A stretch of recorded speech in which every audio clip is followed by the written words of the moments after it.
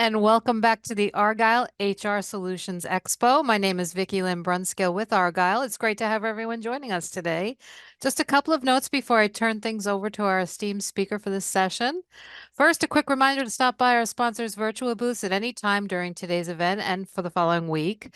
Our partners are committed to providing you with valuable content and a great overall experience today. At any time, you can visit their virtual booths from the main agenda page, and those do include complimentary materials, information, and meet and greet opportunities. Thank you all again for joining us today. Now let's get started.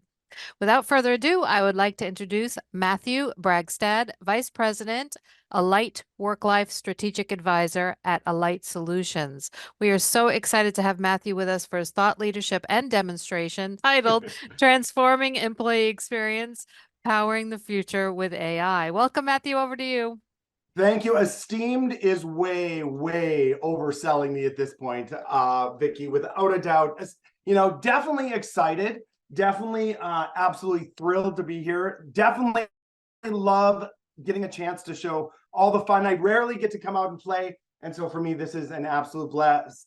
As Vicki said, my name is Matt Bragstad. I do a lot of things at Alight. I think probably the thing I do most is just transfer all the enthusiasm that we have going on inside Alight to all the people that are kind of curious and trying to figure out, are you Hewitt? Are you a Workday implementer? Do you do leaves? Do you do global payroll? I see your name all over the place. What do you do? Like, what's the mission? And I think ultimately, if you were to ask what we do, this is what it is. And it's always been our mission since the very first conversation we had about a 401k or the equivalent pension conversation in the 40s, all the way to today, when we're really taking a lot of the power of all of the different assets that we have, bringing that together and showing how we can transform the employee experience. And so I am very excited. Even if you've seen me present the latter half of last year, the stuff that we're doing right now is so cool. The stuff that we just released, I think it's blowing my mind from a guy that spent his entire career with brands you probably recognize in the ERP space, spent the entire career trying to solve employee problems. This is a whole new level. And so I'm excited to show you. I'm excited to kind of put these things in your brain, give you some thought leadership, talk about what we're doing, but that's kind of a lesser. I think it's only about talking about how you can make a huge difference with those employees. And I think ultimately, maybe I should just talk on that first slide the whole time. I think it would work. But ultimately, if I look at the trends that I'm seeing, so I get to speak to thousands of customers every single year. Both our customers, Alight works with large customers, 72 of the Fortune 100, over 50% of the Fortune 500, tons and tons and tons of you we have impact. But I get to talk to kind of customers of all different sizes. And I see the trends that are emerging right now in kind of 4 different buckets. One is that well-being, while it was a huge focus, still has to be an imperative. And especially as we come out of COVID, for lack of a better word, the 4-letter word, I think we're seeing in a lot of large organizations, especially that they added, Forbes just announced 30 to 40 programs were added for the average employee during that time. Yet I just read a terrifying stat. We're spending about 20% more per employee to try to support them, and they actually hate us 12% more. So we've got some work. There's opportunity. I'm sorry, a much more HR word. There's a lot of opportunity in this spot. I think the next really exciting thing from my perspective, because it's been something I've been talking about for probably a decade now, whether it's about the deskless workforce or just generally the impact on employees, and we're going to dig into that, is really about the employee experience. Not only who owns it, for the CHROs on the phone, or you have an absolute right to take a claim there. But the CIOs on the call, also the technologists also have a right, because as we look at the solutions that employees touch on a day-to-day basis, there's got to be joint ownership. There's not a single owner. And so we have to figure out ways to work together to think about the totality of an employee experience. And we're going to talk a little bit about that and some of the tools that we can bring or other companies can bring to do that. I think the next one, and this is kind of tied to the first one, but also got a little bit of a different flavor. And that is this idea of when it comes to specifically HR and specific elements of an employee experience. soft ROI is not good enough, especially as we're looking at that 20% increase in spend. And so helping you guys define what's the ROI, how do we build ROI, how can we investigate where we can use AI. I know that's the last one. I'm sure you're bashed over the head with it as I'm in the afternoon here for many of you on the East Coast. And I know that's probably been a topic, but AI as a broad topic is not that helpful. AI in specific scenarios is a very exciting topic. We're going to talk a little bit about that. And then, leading into that is what's your plan? Where are you going to apply it? Where are you not going to apply it? How can we help? How can we help, ensure that you actually have a firm grasp of everything that's going on and how you can help. So let's look at what's not working first, because I think we have to define kind of where we're at, where the trends are, but where companies are. And I think there's really kind of two areas that are not working and they fit together. So one is this kind of explosion of programs and resources tied to the multiple systems of engagement. Another different Forbes article that I read about 2 months ago said that the average US employer is asking their employees to download between 14 and 17 apps to communicate with them. I have a folder on my phone from my previous company of all the different apps that I needed to work with them directly. That's just not a marketing channel. If Netflix asked you to download a different app for dramas versus documentaries versus Netflix specific content, that's not a way to communicate with employees, and it's certainly not a way to make a relationship with them. And that's what's resulting in that kind of bottom bucket of that we're seeing a very disconnected overall employee experience. And as a result of that, by no fault of our own, because after all, we are all just trying to help employees, we have created an ecosystem of products that we're putting the cognitive load on employees to navigate. And that is a really hard place for an employee to be, especially when they're in a moment of acute need or a moment of opportunity. And you're asking them to do the mental work because they are likely unsure of all of the programs that you have made available to them. And as a result of all of that, both in the craziness that has been their personal life, whether it's financially or from a health perspective or from a family perspective or from a dramatic amount of change and kind of ripping up the status quo perspective. And we combine that very, very specifically with kind of the ultimate ecosystem of all of that chaos. The number one word that comes out now when you generally query most employees, and we have access to a lot of your employees, and we get to ask some questions that maybe you don't want to know. We have over 40 million people on our platform now. The number one word that's starting to come up is overwhelm. And it's really hard on the Maslow's hierarchy of needs to talk about self-actualization and ways that we can increase, an employee's engagement and increase productivity if they're dealing with something on that bottom half of that triangle in something like overwhelm. They're overwhelmed because they might not know how to make rent, or they don't know they're going to lose their job if they get a flat tire because they can't afford to do that. Or they're overwhelmed because they're having a mental health crisis. Or they're overwhelmed. 61% of employees say that they now are dealing with an addiction. That's a scary number. And if they're overwhelmed from that and they don't feel like they can come to you for help, obviously that is at the heart and at the center of what do I need or what do I think I need? So the good news is there are companies like us out there, which is why I love the topic of this conference, that are actively working to try to help you in that space. And so we're looking at there's got to be a better way.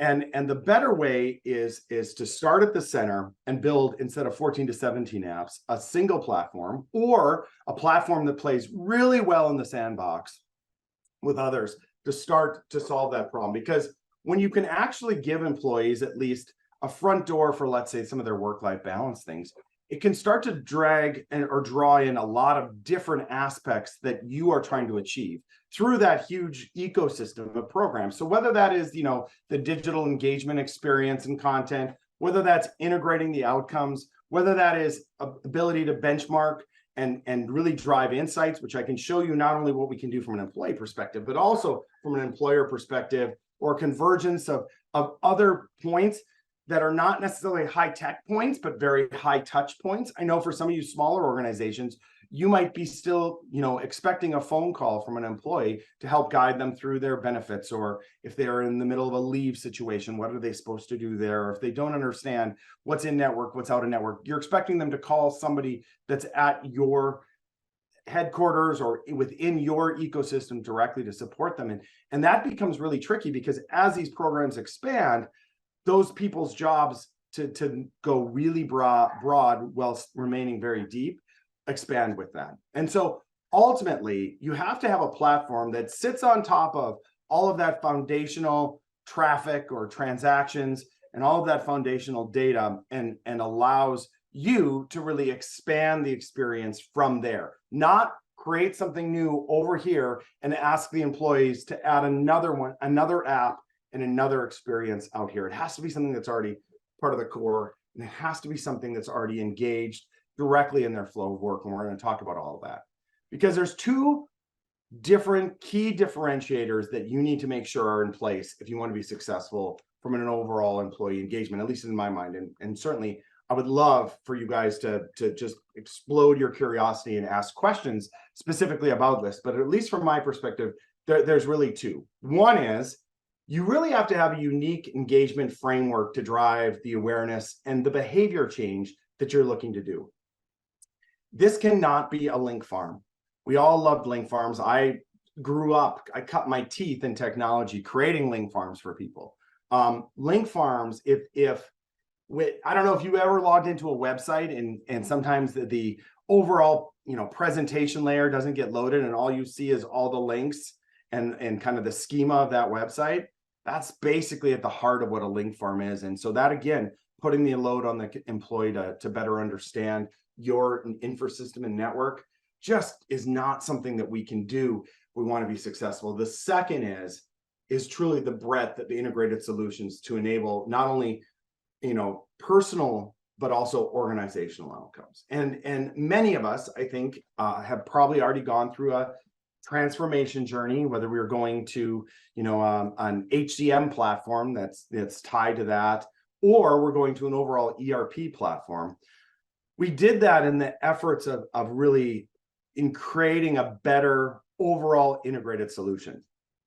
That being said, I think we haven't gone far enough, because if we look back from that, where we researched those 40 million people and asked them a lot of good questions, 65% of them, 2/3 of them, are asking you, the employer, to get more involved in their personal life and help them solve their personal problems. And unless we can create a much more personal, organized ecosystem, we got big problems there, because you are, even in specific countries, we're not allowing people per se to be able to store data about me. But secondly, I don't think most organizations, we already struggled through COVID saying, hey, HR organization, you're being asked to deal with loneliness. How are you prepared to do that? Or you're being asked to deal with somebody not being able to sleep tied to stress. Are you ready to deal with that? And so ultimately, we have to have a system that not only has a unique engagement principle, but it also has the breadth of solutions. And how that looks, at least in my mind, of how we can make that truly successful is a schema diagram that looks something like this. On the left, we add a whole nother level of integrated systems. You have to have a system aggregator. You have to be the Netflix sitting on top of the thousands of areas of content, because that allows you to have a platform and to have an AI layer that is not afraid of more. If you think about it, when Amazon adds 1,000 new sellers, there's nobody in this world that thinks that that's a bad thing, because Amazon is taking the cognitive load of defining who those sellers are and identifying what they sell, and then stack ranking them based on either the performance that seller has had, or the need, or what's available, or what you're searching for. So if you think about it, Amazon's doing that work for us. If you're going to look at actually creating an employee experience or employee engagement program, you have to take somebody that adds 600 additional integrations, if there are case, on top of the 600 integrations you already got from, let's say, a Workday or an Oracle, SAP, Ceridian, ADP. I'm not going to be able to name them all. That's the first block. The second block then is really where I see the fun of AI, which is not only at the data level, but also at the actual moment of need or moment of opportunity level, helps that employee take the next best action. Because there's no point to have an aggregator unless you're actually building out an aggregated plan or an aggregated engagement strategy for those employees, and you're bringing that all together in a singular place. I had a wonderful conversation with a Georgia Tech master's program person in computer science about AI. So these are the conversations I have after being in SKO in Atlanta all this week and already feeding energy out is, hey, let's go one more town. Let's have one more in-depth conversation. And his point of view was AI is dead. Everything should be a blinking cursor, which I absolutely can see that. Google did that to search, right? And eliminated our need to search through everything to go get that. But the problem with that is that is so dependent on the actual employee having to do and know exactly what they need. And it doesn't put that in context of all of the other programs that you had. So I personally am a big believer that the overall engagement experience is tied not only to an integrated ecosystem, but a really beautiful place that you can integrate that all together and then give people an opportunity to understand what the next best action is. And then ultimately is these constant feedback loops of ways to engage and ways to ensure that you're meeting employees exactly where they're at, and you're supporting them in a way that is not enforcing your need to have them bring their traffic to you, but instead meeting exactly where they're at. So we're going to do quick demos, kind of on and off. I'll come back to these slides just to give you a little what you just saw. But for all of those, let's ultimately at least start with kind of what we're talking about. This is the 1,000-word section of the pictures worth that I've just given you. If you're thinking about a platform, it has to, like I said, not only be driven by, this is top box is AI driven. This is driven completely from everything that we know about all of the different data layers that Alight has about your employees. These second ones could be AI driven, or they could be HR driven, or IT driven, or just general ELT level driven about celebrating Christmas or holidays or Hanukkah or anything. Or it could be things tied to, like we've just added Calm. We'd love for you to let us know if this is a powerful solution. We can add levels of journeys. Now, for those of you on Workday, you're like, oh, I already have journeys. Well, those journeys are much more specifically tied to how they interact with work. Our journeys, as you're going to see in a second, could be tied to you're going on a leave. What's the process before leave? While you're out on leave, where you probably can't interact directly with Workday or Oracle or SAP. And then how do we get you back into work successful? And we work with organizations. One organization, for every day we've cut out of their leave, they've earned $1 million. And we've cut out a substantial number of days. It's exciting to me that we can deliver that type of hard ROI in that. I think as you think about moving down to, you're going to start to see these are not links. There's actually value added in each of these boxes, and we can seamlessly move between our stuff. And in this case, this is Fringe, which is this organization that I'm showing they had incorporated, right? And it looks the same and it feels the same, but nothing that you see on this screen is our content. This is all Fringe content that we're serving up inside that employee experience. We're starting to be the Netflix, and even though this is coming from somebody else, we have no issue showing that. And I think ultimately, as you get farther and farther down, you're taking a lot of the concerns or a lot of the cognitive load off of employees. You're showing real-time value of the things that they see. And you're bringing forward things like this. In this case, this is Workday, where in some scenarios, we're keeping it in our system and we're exposing it through APIs. Here's an example of your current pay. But if you wanted to start going backwards and actually view your pay stub, we can then, again, the end goal of this is that the person doesn't need to know what system they're in. The end goal of a true employee engagement and experience platform is that employee can move back and forth between multiple systems, and you're taking all that on yourself at a system level. And that really ties to, as we think about those unique value propositions. I could keep going here, but I think there's other fun things that you could include in this. So one of the things we have is a symptom checker, because we do a lot of stuff with employee health. And, we can absolutely walk somebody through a gathering of information. Again, this is not something that normally an employer would think that this is something that they want to participate in. And because we sit nicely between you and your employees, these are kind of the things that we can start to guide people so that they can start to think about different things and not go to Google and think that their stomach thing might be, full body stage 4 cancer that they don't know if they're going to live for the rest of the day. And I think ultimately it's kind of fun for me because we can identify, in this case, I just gave some symptoms that I already knew the result. But in this case, pregnancy was one of them, which could all of a sudden make somebody go like, holy cow, I wasn't even thinking that. I just thought I was sick to my stomach. But there's a lot of likelihood that could be a driver. And from there, we can do everything. We could, go into what matters most, and we can start to guide like, hey, now what matters most to me is maybe, parenting support and how do I, best manage leaves. And then as a result of that, we can use our AI engine to bring all that really cool information forward. And we can go through in this case, this company had 24 different programs that is associated with their employees. And we can sort that, stack rank that, not that dissimilar from Google, to say, hey, based on what you told us are your interests and what we know about you and that you might be thinking you might be pregnant, these are some of the different programs that we bring forward that you can have a much better conversation. We can also do that through our administrative assistant or our digital assistant, where you can say things like, what is the leave policy even? And that will start to bring back, and I'm going to show you, as we move even farther into that middle category, which is making the next best decision. It's so much farther beyond just me having to ask a digital assistant something, getting something back, and then launching into a leaves page or things like that. All right, so let's kind of talk about what some of the other, like if you're whatever you're considering from a aggregator doesn't have numbers like this, I would love to have a deeper conversation, because everything from, we had 17, 18 million people this year do their annual enrollment.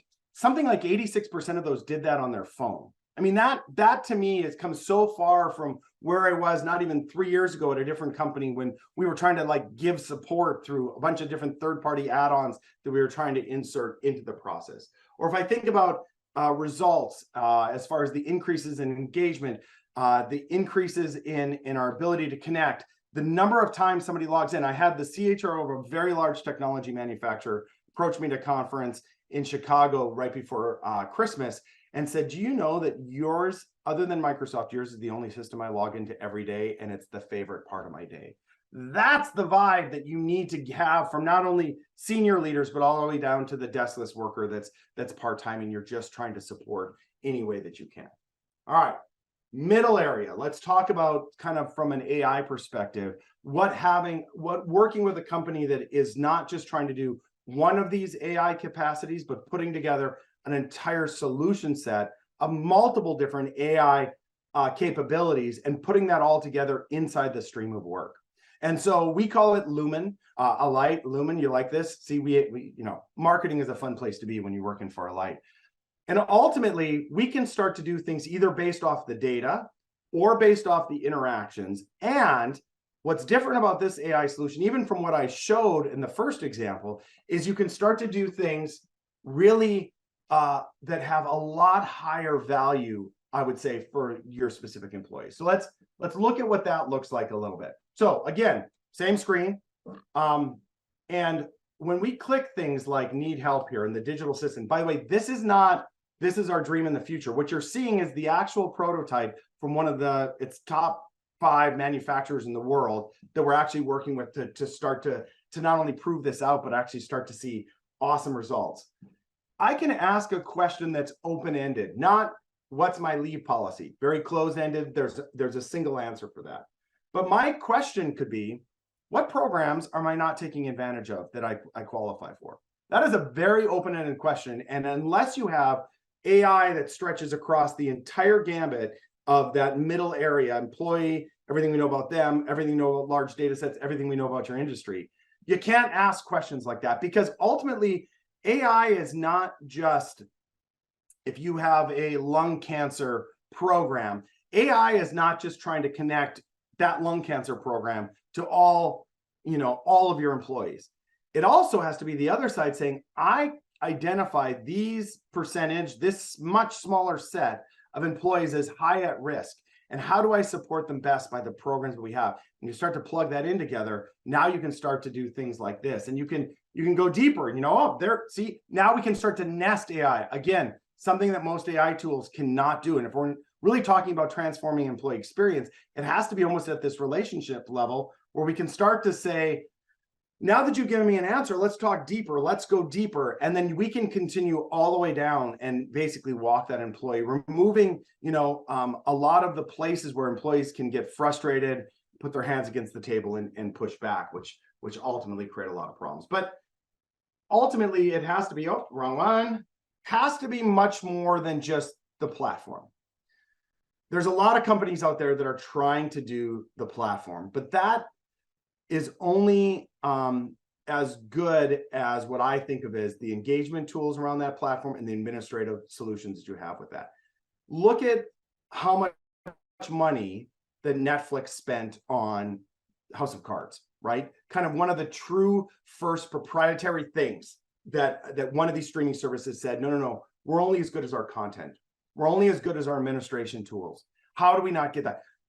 Better example. I don't know how many of you are Chiefs fans, but how many of you had to download or go into the Paramount Plus app to watch a playoff football game? They spent $100 million to force you to do that. Obviously, this concept around administration is powerful, and having administrative data sources is powerful, but you also need to have ways that you can touch base. And I had one person say, oh yeah, we have great engagement. I survey my employees up to 52 times a year, once a week. And I wanted to be like, that is not the definition of great engagement at all. Because unfortunately, when you're doing that, employees stop responding in an authentic way. And that's definitely not something that we want, because we're not going to get really good data. So if I look at, for instance, our solution that I do think puts us in a class of one, I'm not aware of anybody. I came here because I wanted to play on a soccer field that nobody else is trying to solve this level of kind of altruistic problems. I'm the son of a Lutheran pastor who's the son of a Lutheran pastor. All my uncles, my great uncles, everyone was a Lutheran pastor. I was definitely the Alex P. Keaton of my family. And any of you that get my joke would absolutely be probably about my age and grew up with Sit Ubu Sit, good dog, at the beginning of Family Ties. But if we look at from an experience perspective, from away from a very high touch perspective, we can help people navigate what they've got going on from an overall well-being and how we can meet them in very specific moments that matter. And then we underlie that with all of that powerful content that's directly tied to generally the system of record we own. Now, the cool thing is we don't need to own any of this. The power of having those 600 integrations, if you say, hey, Matt, I just moved my benefits off of a homegrown system, I just moved into Workday, we want to try it there first. We know it might not solve all our problems, but we want to try that first. I'm not picking on Workday. I could have said Oracle, SAP, anybody there. I go, that's awesome. But have you put other things around that? How are you doing your HSAs? Are you telling somebody when they come back from leave to add their additional dependent? Are you then also telling them to maybe think about putting a 503B together on a financial well-being perspective? So those are the types of things that a fully integrated system allows you to do. Let's look a little bit at that. See, are we having fun? We're bouncing back and forth. So I think ultimately, from my perspective, this is where you can start to really champion that next best decision box. So this is our brand new AI, just came out or is just in the process of coming out. It brings all of those things together. So you saw things around HSA and paycheck and things like that on the previous slide inside the iPad instead of the phone. But to me, this part right here is the most exciting part. We call this work-life balance. To me, think this is as cutting edge as you possibly could get, and that this is the next best action engine across all of the different systems that people are running inside that. That's how robust from an AI perspective it is. And so we can look at all. This is not just, hey, what do you have to do for work? Oh, I have to put in goals. I have to put in, performance reviews. I have to set myself. Workday does that extremely well. Put in your expense report or approve that, put in your time cards. The ERP and HCM systems do that really well. But what they don't do is thinking about what are your savings goals? Let's talk about how we can help that. Talk about money that you're leaving on the table from not meeting your match from your 401k. Talk about money you're leaving on the table by not putting stuff into your HSA in the beginning. Powerful things like that, which are journeys and to-do lists that are dramatically beyond a single product. You can't do that in a single product. None of those products are aware of all the other products in the ecosystem. And you can't do that from an ecosystem or a platform like one of the big ERP platforms that is more focused on the work side of work-life balance. And so we think about just a little bit farther. Oh, we're coming back here, and we go to the kind of I would say the last area I'd want to talk about. And I think this is This is the hidden part, but I kind of alluded to it in the beginning, which is this employee experience. Everything I showed right now, you could say, well, that should be all in the HR's purview. Those are all kind of HR people related things. I think when you start to think about it even broader, so care, do you want to replace all of your connections back and forth with your employees through somebody that you're outsourcing that represents the number of companies that I see get up on stage and say, you wouldn't even know that they're not talking to one of our employees. It's just that seamless. Or the professional services where we can look at, hey, maybe you want to do BPO across your entire Workday or Oracle or SAP instance. Those are areas we can help. But bigger than that is, how does that whole ecosystem fit within the ecosystem of all the other products that your people are already using? So whether it's Workday, which we've talked about at length, whether it's a ServiceNow, whether it's Microsoft, these are all products that at least your desk bid, new word for the day. Little did I know that I was going to be that creative, that much coffee involved today. Those are the areas where things get extremely exciting, because when we start to bring all of that together, it goes far beyond just the things that are normally looked at. And we can support you as an HR professional or you as a technology professional in the conversation of what does that day-to-day employee journey actually look like. So what does that look like, for example, on some of the customers that we're working on right now? Well, I think it's kind of fun, because the ones we're working on right now, the things that are live right now, are things like, how does that embed directly into Teams? A lot of organizations have organized around the Microsoft stack, which I get because they provide an incredible number of tools. But whether that is putting work live, not a mobile app on a phone or not some link, but it's putting it directly as one of the tabs that you have in Teams, which I use this all the time. Whether that is, incorporating our digital assistant directly into the Teams channel so you can ask that person questions. You notice right here, this is exactly the same screen that I got to, navigating the app. We can bring that forward with, hey, how can I change my health insurance? Or what are the types of things that I'm interested in? Or I want to show what I'm interested in. We can do that.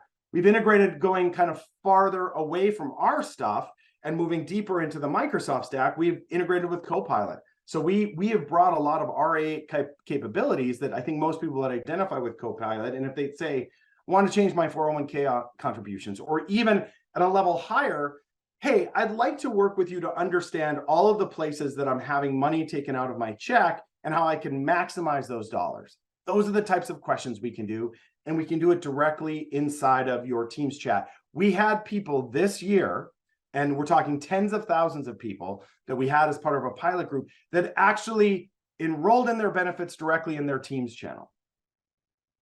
If that is not meeting employees where they already are and already going, I really don't know what is. If you want to think about Teams, this can be far more than just your employees. We can bring in all of the people as part of your care team. And as well as if we want to think about, integrating with your notifications and activity to be able to drive these things that are very important inside of work life and inside of ways that we can support employees directly again into the flow of work.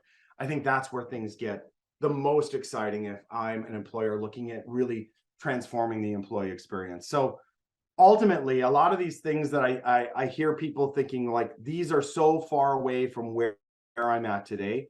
I don't even know how to think about them. I don't even know how to start solving them. You cannot solve any of these big problems from the same frame of mind that created them. Not that dissimilar. I mean, Einstein had it right all along. If you're thinking about these inside of a refracted, disconnected system, you're going to try to solve things like reducing healthcare costs, either with one or two bolt-ons.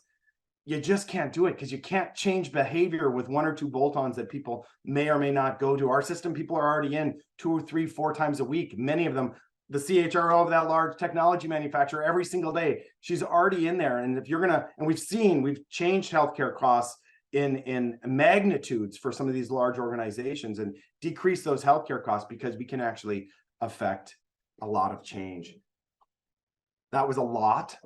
Thank you for I'm hoping all of you gripped on your desk. You're not too white knuckled as we just took you on a very caffeinated ride that's very excited that I'm very excited about. I'm hoping you're a little bit excited about it. I know it hasn't shown up in the questions, which we have a bunch. Keep asking them. That's great. The question I normally get, which I got from the Argyle people this morning, is How many cups of coffee have you already had today? Lutheran pastor on one side, teacher on the other. I think it's probably genetically predisposed to drink a lot of coffee. But this is number 5. So any of those that want to kind of like operate at this frequency, I'd invite you to join. If we don't all have heart attacks together, we are all going to be very excited about this together. All right, 10 minutes. Let's hit some of these at the top level. Question number 1, HR is traditionally slower than other parts of our organization when it comes to innovation and adoption of new technologies. Any tip for gaining buy-in across the board? Yes, lots of them. First is, I think generally HR has been slower about this because they're trying to find a single solution to solve a single problem. I have an engagement problem. I'm going to buy an engagement solution. I have a diabetes problem. I'm going to bring in Livongo. I have a mental health problem. I'm going to bring in Headspace. Single problems to solve single solutions. And then they back to that 14 to 17 apps to try to communicate that out. It's pretty hard to do. If, on the other hand, you have a system that, I'll give you my example. So I joined Alight about a year and a half ago, and for the first year, I got an email at least every month saying, hey, just so you know, Livongo is part of the package of things that you have is available to you. Let us know if you want to take advantage of it.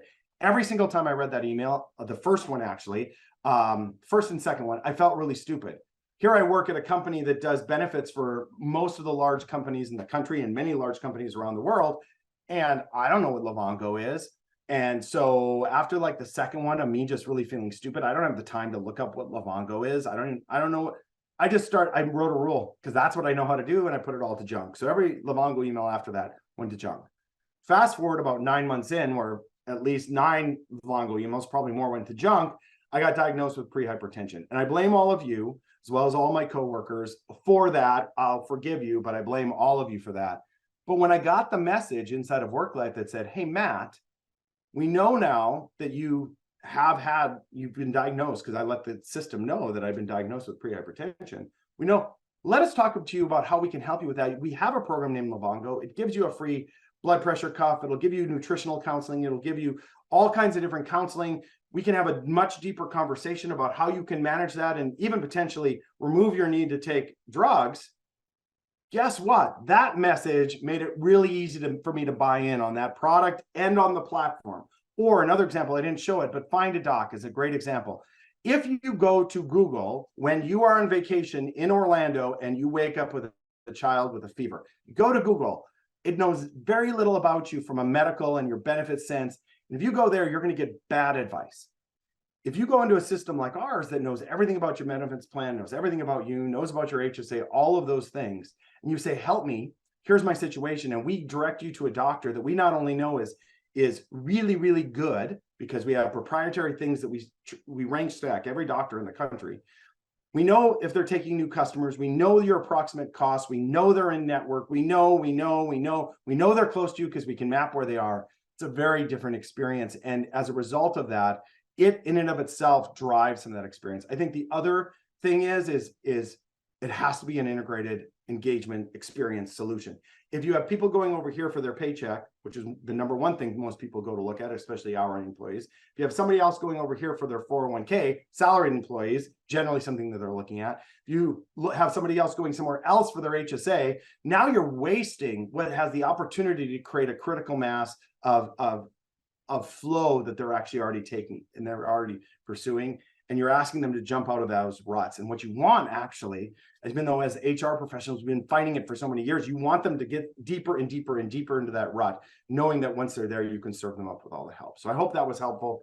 Biggest drawback of using AI in HR, I'll tell you the number one. I just heard this from a guy at a Fortune conference for CEOs, who, let's put it this way, his oldest child his dad is named Watson, probably knows a little bit about HCI because that's the company that IBM bought. His youngest daughter's name is Siri. Again, 2 names that are very prevalent in the AI world. And his line to me said, Matt, do you know that the first person has committed suicide, not to bring this down, committed suicide because AI told him so. That's a huge drawback of using AI. Anywhere that you let it run amok, huge problem. It cannot be a broad solution. It has to be a narrow solution. I've done an awesome podcast on this. Go to alight.com with our head of AI, who's like this steampunk genius who's built AI solutions for everybody.